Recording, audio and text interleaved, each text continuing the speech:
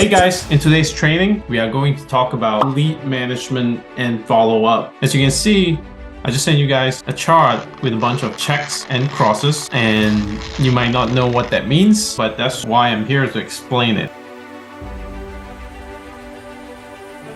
So, as you can tell, I'm a big fan of lead management and follow-up, and that's what this training is all about. When you generate leads, either through marketing or referrals or networking, you have people who express interest about your service, your product, things like that. In our case, we're in the real estate investment business, so we make offers to houses that we want to buy. So we're in the business of buying houses from sellers who want to sell their house. Usually needs a little bit of work, but a lot of the times when they first call in, we have to be the first one to pick up the phone. That's part of our lead management process, right? I call it the speed to lead. So that's really, really important. And this is probably the key to about 40% of our deals come from the first appointment, because we're the first person to go to them, make them an offer that seems reasonable to them. And then another 60% of our business probably comes from follow-up, being able to stay in front of leads that express interest at one point, but they might not be ready to do business yet. And that's the key to success in this business, because actually in any business, because it's really, really important to be there when they're ready. You'll be surprised at how many people forget that even had a conversation with you, even though you thought you made a good impression on them. Sometimes it's just not the case. That's what's in your head, right? So it's our job to be in front of them when they're ready. Having said that, I want to share with you the chart that I came up with the whole sales team, and I'm gonna go over what that means. All right, so here you can see we have different stages. So these are the stages we use in our CRM. A CRM is a customer relationship management tool where you put all your leads into this software so you can stay organized and have all the information ready when you need to. So instead of putting stuff on a spreadsheet or on a yellow pad where you might just lose it, this is the best way to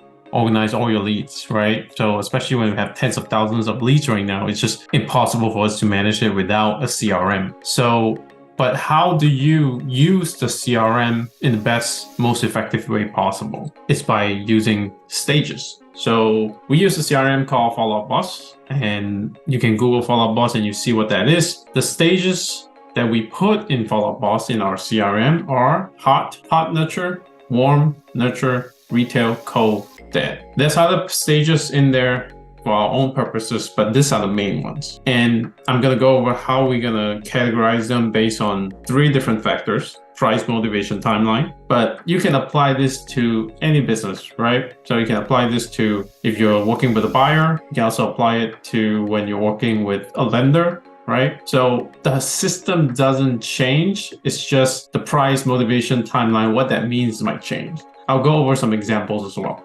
So without further ado, let's dive into it. In our business, it's pretty straightforward. It's what's the sellers asking for the price, or what's the lowest they will accept for their property in exchange for our services. If you're working with a buyer, it could mean what's their highest budget, and most of the time it's pretty easy to tell because it's just what they get approved for, right? If you're working with a retail buyer, is what they are pre-approved for and how much they have in down payment. And if you're working with an investor buyer, then is how much cash they have and really how much they can borrow from their lender, right? And if you're working with a lender, right, whether you're trying to raise private money or you're trying to work with different banks or lenders, then is interest percentage, right? How much do they want for their money? Simple as that. So that's price. Motivation is why are they calling us, or why are they even raising their hand, right? So it's a lead that you generated. For seller kind of business, it might be why are they even selling? Are they facing foreclosure, or do they just want you to make them an offer because they were curious? Totally different motivation. And for a buyer, it could be they want the financial freedom because they want to buy a bunch of rentals and live off of that at some point in the future once they pay them off. For a lender, it might be the thought of losing money to inflation and having to put the money towards something that's safe and secure, like real estate, and have that cash flow to pay them, whether they're in their retirement age or they're trying to build up their future retirement, right? So that's motivation. Why are they talking to you? And timeline is the last thing here, which means just how soon do they want to do the thing that they asking you about. So for example, the seller might want to sell the house ASAP, or sometimes they'll say yesterday, I want to sell it yesterday. And sometimes they say, I can sell it anytime. I don't care. Let's talk. Totally different timeline, right? And then same thing with buyer, lender. Are they trying to do it ASAP within the next 30 days, or is it 30 days and beyond? And depending on your business, it could change, depends on your sales cycle, right? So someone that's working on big deals, big commercial deal, might have a different sales cycle. The seller or buyer might need 60, 90 days before they can go out and do something, right? It just depends on what kind of business you're in, what kind of products you're dealing with. And that's kind of the whole idea here, right? Price, motivation, timeline. And based off of that, we can put them in one of these buckets for follow-up purpose. And I'll let you know the different kind of follow-up that we do for different stage. But let's talk through the first one, hot stage. I call it the hot prospect. Pretty straightforward. Checkbox on price, motivation, and timeline, meaning they are willing to give you a good price, or if they're a lender, they're willing to give you a really low interest rate in exchange for their money. And that's a hot lead, right? And then motivation, why are they doing it? Usually these two kind of relate to each other. They are tied together, but not always, right? But say someone's facing foreclosure, or they just really need to get out of there, right? That's a huge motivation. So that's a check mark there. Timeline, they want to do it ASAP because they have a foreclosure coming in 2 weeks. That's strong motivation, hot prospect. Definitely people you want to follow up on almost every single day. And when you wake up, that's the first person you think of. And when you go to bed, that's the last person you think of. That's how important this is. Most people know who those are. And then you have something called a hot nurture. This is something we invented because of a certain scenario. So say you have someone that fits the price and motivation bucket. So you got a checkbox there. But the problem is they're not ready yet. And there's some reason they need to wait 30, 60 days or 90 days. But you know they have strong motivation. They really want to do the thing that you're trying to help them with. And then they are willing to give a good price, right? Whether the price means they're selling it the house, or they're buying the house, or the interest rate is low enough that makes sense for you to make it profitable. You know they are in that realm, but they're not ready yet. Those are the people that you really want to stay on top of, because those are the people that most people tend to forget because they're not ready to do business today. And it's just how the society is, how our brain is wired. We want to get stuff done like right now instead of waiting and follow up. But this is the missed opportunities that I see all the time for anybody in this business, right? Make sure you stay on top of the hot nurture, right? Depending on their time frame, they say I might be ready in 30 days or 60 days, I cut it in half, right? If they say 30 days, I'm following up with 15. If they say 2 months, I'm following up with 1 month, and I ask permission for it. So that's kind of how you work the hot nurture stage people. And then you have the warm, right? At the warm stage, you have this kind of left and right arrow here that we came up with. So what that means is price is not good, but also not bad, right? Whatever that means for your business, right? And they are not outrageous with their price, but also they are not close enough to where you can make a deal yet. Those are the warm people. They have strong motivation. Timeline is good. They are pretty much almost ready to do business. But those are the people that, for one thing or another, you guys can't come to an agreement on the price, right? So then you just need to keep following up every 3 to 7 days and see if things change or if there's new information that they need to feel comfortable working with you. And in some cases, it might not make sense. And that's okay. We don't work with everybody, and we cannot work with everybody. But that's warm stage for you. And then you have nurture, right? You have nurture, left and right arrow, which means same thing. You're not too close on price yet. And sometimes you just don't know yet because they might not be ready. You're kind of iffy about it. That's the word I use, iffy. And they have good motivation.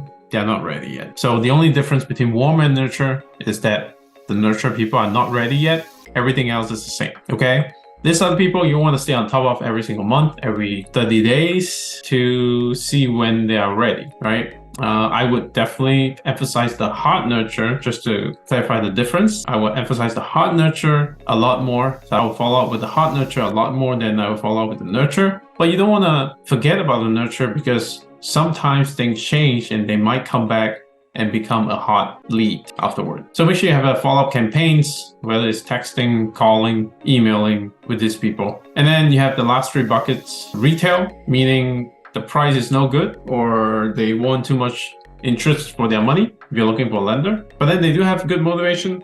They are serious about doing business. And then their timeline is, it could be they are ready or not ready. But the main thing is you guys are just way off on the price, right? On the deal itself, you're just way off. And that's sometimes a hard gap to close. But you don't want to forget about these people. But I would say definitely compared to the first four categories, those are not as important or as much of a priority, right? Unless something might change in the future. That's always exception, right? But unless something huge is going to change in the future, those are the people that you probably won't be able to do business with. You might be able to refer to somebody else to do business with them and work out a deal that way. But usually that's kind of the approach I would take for retail people. And then you have cold stage people, which means their price is no good, right? You guys way far off. They don't really have a motivation. They might be curious about what you might offer them. They're just trying to get more information because they heard about what you do, but they don't really have to do it, right? And then timeline is whenever they feel like they got a good super deal, right? Those people, I would say, yeah, cold. I wouldn't spend way too much time on it. If you have their email, you might want to do an email follow-up campaign, and you have time to be once a year, once a quarter. You might want to do like a reach out just to see if anything changed, but I really wouldn't focus too much on the cold leads. And then you have the dead. You have dead. That just means they're not selling or they sold already. Doesn't even matter what the price is or the timeline is. It really just comes down to, hey, they're not even interested in what we have. So it's called dead for a reason, or they changed their mind. Now it's dead. They sold the house to somebody else and it's gone to closing, or they gave the money to someone else and now they don't have the money yet. They don't have the money anymore. So I wouldn't worry too much about the dead people unless that's a reason to. So, and talk about the reason. Underneath all that, right, the 7 stages we just went through, that's always exception. So if you have somebody in here where you feel like that's something that's going to turn this person into a hot prospect in the future or turn it into business in the future, I would just ignore what I just said and make sure you follow up with them aggressively, right? Because let's say they have in our kind of case, they have a foreclosure going in 2 weeks. I would follow up really, really strongly. It doesn't even matter if they want a retail price, just because they have to do something. They may not end up doing something because some people are just not motivated to do it, but that's okay. You do the best you can. You have a strong reason to come through. You will still put them in one category, but then make sure you follow up aggressively. That's the exception to the rule here. So having said that, I would say depending on your business, you may do different things here, but in our kind of business, in the buying houses business, this is what has worked well for us and have made us millions, because most of our business come from being able to do lead management and follow up well. And that's the key to success that nobody really want to talk about, and is easy and it's sexy to focus on the hot leads, but it's the boring part of the business to follow up, manage the lead well, and follow up when you're supposed to turn them into business. This is how you win in business, because you really don't want to let the lead fall through the cracks, because you're gonna hate yourself for it. All right, so that's all I have to share today. Hopefully that helps you. If any questions, feel free to let me know, and I wish you all the best. Oh, one more thing, and let me see. I also have a black and white version of this, because I know sometimes with the coloring, if you have a black and white printer, it might not print as well. So I have a black and white version. So this is for printing purpose. Ask me for it and I'll send it over to you so you can print it out, put it right next to your computer on the wall so you can put your leads in the right bucket. Okay, been a pleasure. Talk to you soon.